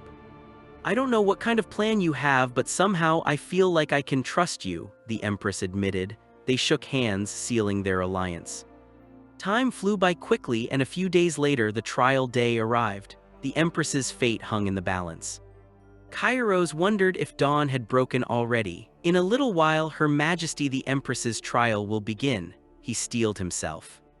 Kairos thought that Her Majesty the Empress is innocent. He also thought that she must have gotten caught up in something bad. He was worried. Kairos remembered that since childhood she was someone who would risk her own life to save him. He was determined to repay her. He thought of Pran as a simple, pure person incapable of deceit. There's no way Pran would try to harm him. He refused to believe it. But Kairos couldn't do anything. He felt helpless. His eyes burned with frustration. Kairos tried to meet her directly, but the ministers blocked him because of the nature of the accusation. He was being kept from the truth. When Kairos tried to send the Minister of Justice to help, she stubbornly kept her mouth shut. Why wouldn't she defend herself? Kairos realized that in the end, the best he could do was send an urgent dispatch to His Majesty the Emperor, who is currently recuperating due to illness. He was informing him that Her Majesty the Empress's trial would be held. Kairos felt powerless. He couldn't reach her. A guard informed Kairos that it was almost time for the trial to begin. Kairos clenched his fist. Kairos understood. He was ready to face whatever came next. The fate of the Empress rested on his shoulders. Although they've become somewhat estranged compared to the past, Her Majesty the Empress is still one of Kairos's precious people. He thought of the past. Kairos wouldn't let her die under such absurd false charges. He was going to fight for her. Kairos knew that somehow, until His Majesty arrives, the only option is to stall for as much time as possible, citing insufficient evidence. It was a desperate gamble. Kairos observed that it's crowded. It's a royal trial, so it makes sense the nobles would flock here. The trial was a spectacle. Kairos realized that conversely he might be able to sway the mood by appealing to the attendees' sympathy. He had to try something. Kairos thought that the problem is Her Majesty the Empress's appearance isn't exactly conducive to pity. She was a formidable figure. Forget sympathy, the Empress looks more likely to get beaten by a mob. First time standing in a place like this. Pran was nervous, overwhelmed. Kairos wondered if she has some ace up her sleeve, otherwise, he was apprehensive. "Is that Namia Lopi?" Kairos spotted her in the crowd. What was she doing here? Namia felt that preparations are perfect. She was confident. "This trial, I will definitely lead it to victory." Namia was determined. She would not fail. The courtiers whispered that the rumor must be true. Namia's presence was causing a stir. Kairos's ideal type. The rumor that his ideal type is someone who looks as listless as a dried bean sprout. Dried bean sprout? Namia was taken aback. Is he talking about me? Kairos stared with an intense gaze. The courtiers whisper so jealous. Kairos thought no matter how you look at it, those are eyes full of suspicion. Namia exclaimed, how is that the look of someone gazing at a loved one? This was ridiculous. The courtiers reported that they heard there's even talk of marriage. Namia exclaimed, what? How did the rumor get that far? The courtiers heard this from Deborah in the practical support department. When she asked what was going on with Kairos, she just gave a faint smile like a victor, Namia, so it was her. The courtiers gossiped that it was about Namiya, and the crown prince. Namiya exclaimed, "No, it's nothing." She thought, how can they start a rumor like that just from looking at that expression? The courtiers said that they would be hearing news of a royal marriage soon. A courtier exclaimed, "Damn Tilda, and here I was holding off on marrying off my daughter Tilda." The rumors were escalating quickly. Namiya thought getting tangled up with the crown prince like this isn't something she welcomed. She was uncomfortable with the attention. Namiya felt that it can't be helped. She sighed. "Namiya, it's annoying, so let's just leave it alone." She thought, well, even if rumors spread about us getting married, it's not like we're actually going to. Kairos wondered if the scroll management department team leader was attending as a witness. He thought he didn't seem like such a proactive person, and wondered what the team leader had to do with Namiya. Kairos wondered what Asen, the team leader, was scheming. He was suspicious of Asen. Kairos's aide stated to look at Namiya Lopi so intensely. The rumors were true. The aide exclaimed that he knew very well that Kairos's eyes were faulty, and so let's leave it at that. The aide exclaimed, "Ah, Your Highness, there are so many couples getting married these days. They say it takes at least a year just to book a wedding hall." Kairos thought to book a wedding hall. The aide asked Kairos what he was trying to say. Kairos considered that if Namiya Lopi really is that girl from his childhood, they would end up getting married eventually anyway. The marriage suddenly became a foregone conclusion. In that case, wouldn't it be a good idea to book a hall now? Kairos wondered. He looked at Namiya.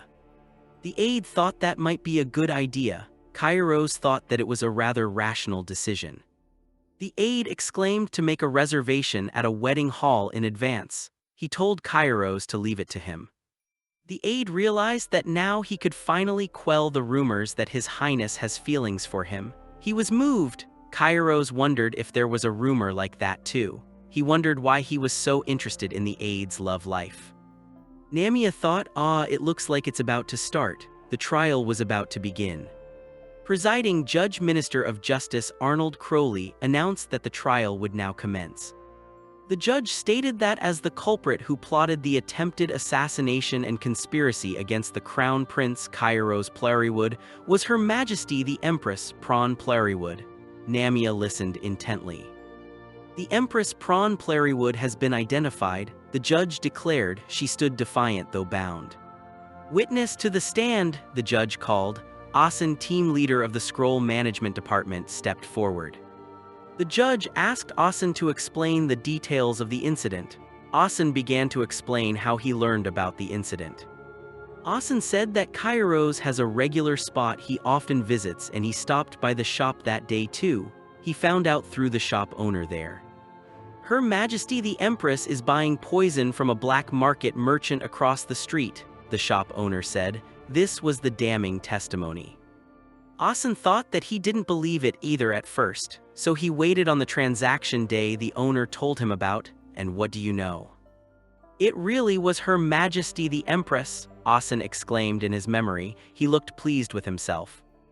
Asen agonized over whether a mere civil servant like himself should report Her Majesty the Empress, whether he'd be arrested for lèse-majesté if he reported it needlessly.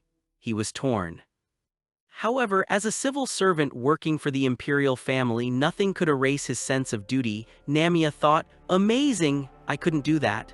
She muttered, "How shameless, how dare he say that."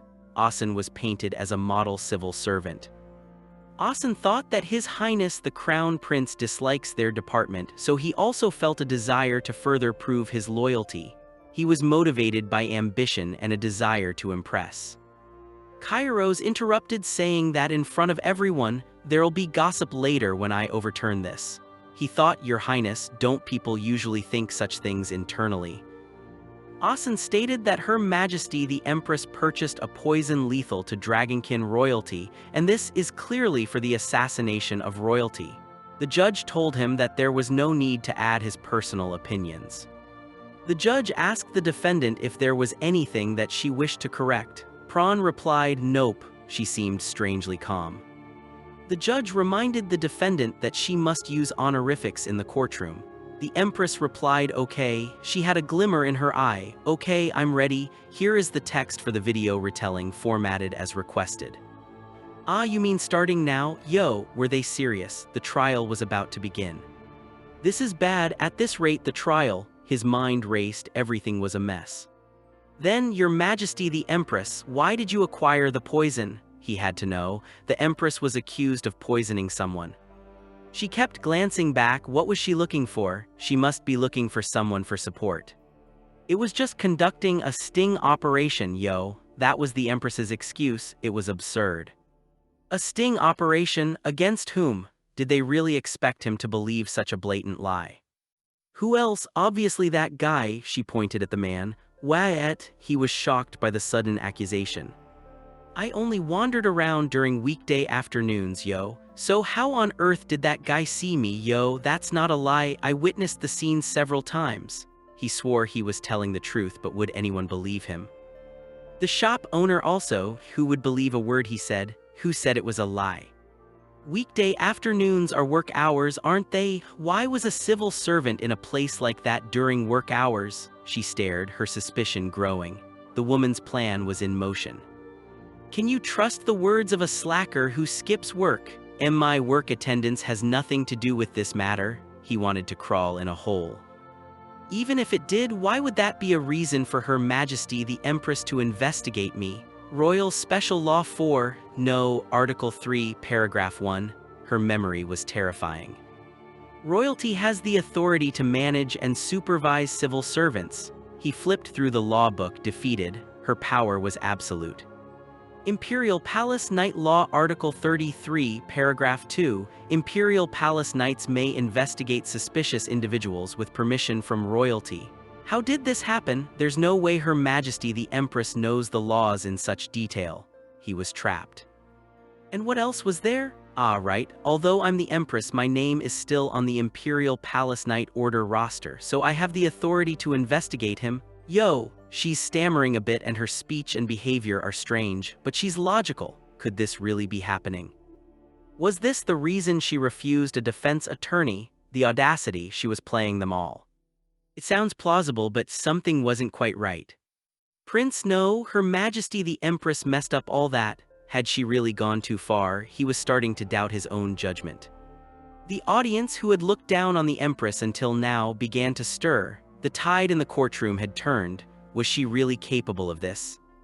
What? Can civil servants just go anywhere during work hours? Didn't he go to a pub or something? Can we trust the testimony of someone like that? Doubts spread through the crowd. They questioned his integrity. This trial, we might actually win. He wanted to shout it from the rooftops. This is ridiculous. Why would someone like Her Majesty the Empress care about a mere civil servant? This couldn't be happening. A hunch, where is the logic in that? She was so infuriating. So what? My hunch is good. I was bored, looked through some lists, and it just clicked. Why is it unfair? If it is unfair, why don't you become the Empress? Yo, the gavel slammed down. Silence, silence. Recess and resume in 1 hour. The courtroom emptied, filled with murmurs, a brief reprieve. I thought Her Majesty the Empress would lose right away. I don't know how this will turn out. He wrung his hands, his confidence shaken. This must surely be Namiya Lopi's plan. But why on earth is she helping the Empress? The mystery deepened. Is it money or perhaps honor? But what I'm even more curious about is, what was the catch? What did Namiya Lopi want? How was she able to memorize the laws in just a few days? What secrets was the Empress hiding? As expected, I did well giving the scroll that day. The old woman knew exactly what she was doing. Memorize all this? My brain can't handle it. She slammed her head against the bars. How many pages is this? Please memorize as much as possible for now. It was a seemingly impossible task. If it still doesn't work, use this. What's this? A glimmer of hope. It's a scroll that enables telepathy. As long as we both have the same scroll, a connection formed. It's possible to converse mentally at close range, an invisible link. I will be Her Majesty the Empress's proxy lawyer. The silver-haired girl was her champion. If we stall for time, an opportunity will surely come. Her Majesty has family she can trust and rely on until the end, so she must endure. Hope flickered in her eyes. It's a relief the telepathy scroll is useful. Since I made it in a hurry, it has the drawback of having to mouth the words. She had to be careful. So far, I've managed to ride the row well without getting caught. A stealthy escape. So you were here, he had been waiting for her. I missed you, Miss Namia. His smile was unsettling. You're rude, as I heard. What is this, grabbing my wrist out of the blue, and how did you get here? You know my name. Actually, I was the one who asked Baron Lopi for the matchmaking. She was trapped. He's not even listening to me. I fell in love at first sight when I happened to encounter you. His gaze was unnerving. Your untainted, submissive expression, demure posture, and young, pretty face. It would be better if you gained some weight, but I'll take care of that after marriage. She was disgusted. There's a limit to rudeness. Didn't you hear from my father? I clearly said I didn't want to. Then the Lopi barony will go bankrupt. Desperation clawed at the edges of her resolve. I've cut ties now, so it has nothing to do with me. If you understand, let go now. She severed the connection. So that's it. Then how about this? Not long ago I bought a baronetcy. Now I'm not just a rich merchant but a rich noble. He flaunted his wealth. How about it? Isn't this enough to win you over? He was relentless. She was speechless. Right, his face was repulsive. What I ate this morning is about to come up. Like a beggar who just relies on his title and borrows money, his grasp was suffocating. I'll say it again, I have no intention of getting married, she refused to break. He raised his hand and fury contorted his face. This thing still. Are you unharmed, Namia? Supervisor, he had arrived. Causing trouble from broad daylight, how pathetic. Mr. Kibben's voice dripped with disdain. Mr. Kibben, Namia looked at him surprised. What are you? Don't interfere in other people's business. The merchant glared. What am I, you ask? He wouldn't back down. I am the person who used to be that person's subordinate, he declared. Was he really willing to risk everything? In the end, you're nothing to each other. Mind your own business and get lost, the merchant lunged. Looks so frail, why is he so strong?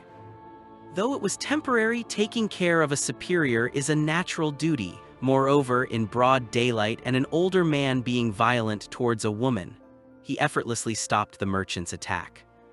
Get lost immediately if you don't want your remaining hand crushed too. His eyes were cold. The merchant whimpered. Are you all right? His concern was evident. Awkward, the air crackled with unspoken tension. I didn't intend to step in this much. His expression was troubled. She looked troubled, so now she looks completely fine though. He seemed relieved. He's the benefactor who saved me, so I can't pretend not to know him but showing my original appearance is troublesome, so I transformed in a hurry and now it's awkward to go back. She was conflicted. Mr. Kibben, he had caught her attention. Why yes. I thought you returned to your home country. How did you get here? Ran, he offered a simple answer. Pardon, she was taken aback. Now I get it, this person doesn't speak our country's language well. As evidence, his pronunciation is good but his grammar is terrible. He was definitely hiding something. Kibben is set as a foreigner. He memorized sentences whole, so his ability to apply words is lacking. What's with that expression again? She was scrutinizing him. It's nothing. Thank you so much for helping me earlier. I should have helped you much more in various ways. I'm sorry, let's treat him well from now on. She felt indebted to him. That strange gaze again. Anyway, it's a relief it was resolved well. He tried to brush it off. Yes, well. Come to think of it, Supervisor Namia, are you not getting married? He asked directly. Pardon, she was surprised. I didn't mean to eavesdrop, but since you said earlier you had no intention of getting married, I'll say it again, I have no intention of getting married. He heard the conversation earlier. She felt exposed. It's a private topic, but since you helped me, I'll answer. It's not that I dislike marriage itself, she began to explain. Then, it's just that man was forced on me by my family because of money, she confided in him. Then, what do you think about marrying the Crow Prince? He was completely out of left field. Pardon, you mean Sir Kairos? Why do you ask such a thing? It's a bit sudden. Oops, in my home country, speculating about marriage with royalty is a common conversation method. It's like horoscope readings, he stammered. What country's conversation method is like that? She eyed him skeptically. Sir Kairos, well, she pondered his question. If I could, I'd want to marry him. Kairos appeared behind the fake Kibin. Well, I answered like this, but I want to marry the prince is something that appears even vaguely in fairy tales. Just answering vaguely should be fine. She tried to downplay her feelings. There's no way I'd end up marrying the crown prince anyway. She was certain it was impossible. Ah, the trial seems to be starting again. She prepared to face the court once more. I'll get going now, he departed. Thank you so much for today, Namia smiled relieved. This is not like me, he slumped exhausted. Truly the worst, he hated being so forward. How did that guy Howard Olton get here? Namia was puzzled. Don't tell me, Baron and Baroness Lopi sent him. Right, they aren't the type to give up just because of cutting ties. That Howard Olton human would be the same. She knew her family wouldn't let her go easily. Causing trouble from broad daylight, how pathetic. Mr. Kibin, Namia was surprised to see him back. If it wasn't for Mr. Kibin, I would have been in big trouble. She was grateful for his intervention. Come here for a second, quickly, the real Kibin tugged on his arm. What business do you have with me? What's with that insolent attitude? Kairos bristled at his tone. Forget it, Namia, as you know, how well did I take care of you? He changed his approach, attempting a more familiar tone. When no one recognized you, knowing you were competent, allowing you to show your skills, like letting you write my reports instead of assigning you to various tasks. Usually people call that gapshil, abuse of power, but he wanted something. So about that, his smile was unsettling. Namia, make me a teleportation scroll. Why is this human acting up again? She was annoyed. No need to go far, just enough to get outside the Imperial Palace. Team leader, you know it's better to just walk than use a teleportation scroll, right? She pointed out the obvious. Teleportation scrolls are not only tricky to make, but their travel distance is short, making them scrolls with low practicality. He clearly had no idea what he was asking. Besides, shut up, he was growing impatient. You think I don't know, you can make it. Did I ask for something difficult? He was demanding. Wait, outside the Imperial Palace? I need to be able to get outside the Imperial Palace. She realized his true intentions.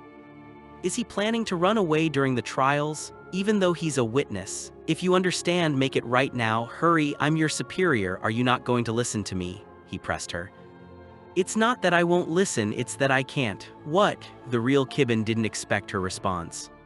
Lopi can't understand it. Team leader is right about her. How could she possibly act out? She has no skills or backing.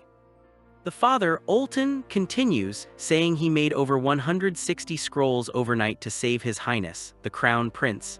He continues asking how someone like Lopi, who almost got disciplined for a pointless act, could possibly do such a thing. Olton is livid, this isn't it.